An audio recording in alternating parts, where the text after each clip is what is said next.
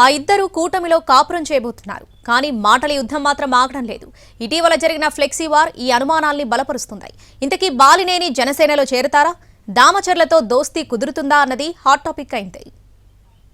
మాజీ మంత్రి బాలినేని శ్రీనివాస్ రెడ్డి జనసేనలో చేరిక వ్యవహారం టీడీపీ నేతలను ఉక్కిరిబిక్కిరి చేస్తోంది. దీనిని తమ్ముళ్లు స్వాగతించలేకపోతున్నారు. ఎన్నికల ముందు తమతో పనిచేసిన జనసేన కార్యకర్తలైతే ఓకే, కానీ ఇప్పుడు కొత్తగా వచ్చేవారిని తాము గుర్తించబోమని ఒంగోలు టీడీపీ నేతలు గట్టిగా చెబుతున్నారు. వైసీపీకి రాజీనామా చేసిన బాలినేని ఇటీవలే పవన్ కళ్యాణ్ ను కలవడం, ఆయన జనసేనలోకి ఆహ్వానించడం జరిగిపోయాయి. ఈ నెల 26న మంగళగిరిలోని జనసేన పార్టీ కార్యాలయంలో పవన్ సమక్షంలో బాలినేని చేరేందుకు రంగం సిద్ధం చేసుకుంటున్నారు. ముందుగా ఒంగోలులో భారీ బహిరంగ సభ పెట్టాలని ప్లాన్ చేశారు. కానీ పవన్ 11 రోజుల దీక్షతో జనసేన ఆఫీసులో కండువా కప్పుకోవాలని భావించారు. ఇదే సమయంలో ఒంగోలులో ఫ్లెక్సీలు వెలిశాయి.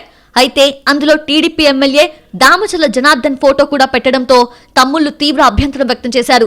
గతంలో తమను ఇబ్బంది పెట్టి ఇప్పుడు జనసేనలోకి వస్తున్నారని ఆరోపించారు. జనసేనలో చేరకముందే బెదిరింపులు మొదలు పెట్టారని దామచర్ల ఘాటుగానే విమర్శలు చేశారు.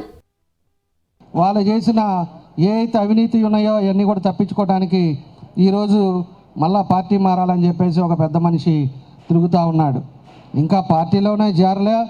నిన్న మళ్ళా ప్రెస్ మీట్లో అంటున్నాడు, నేను జనసేనలోకి వెళ్తున్నాం, జనసేనలోకి వెళ్ళిన తర్వాత మా కేడర్కి కానీ ఏదైనా ఎమ్మెల్యే అంటే ఎమ్మెల్యేనే, మా వాళ్ళకి ఏదైనా ఇబ్బంది జరిగితే నేను అధిష్టానికి కంప్లైంట్ చేస్తానంటాడు. అంటే అప్పుడే స్టార్ట్ చేశాడు. అయితే తాను జనసేనలోకి వెళ్తున్నాను అని కావాలని విమర్శిస్తున్నారని ఆరోపించారు బాలినేని శ్రీనివాస్ రెడ్డి. అన్ని విషయాలు పవన్ దృష్టికి తీసుకెళ్తా అన్నారు బాలినేని. ఇద్దరు నేతలు ఒంగోలు రాజకీయాల్ని హీటెక్కిస్తున్నారు. ఇది చివరికి ఎలా ముగుస్తుందన్నది చూడాలి.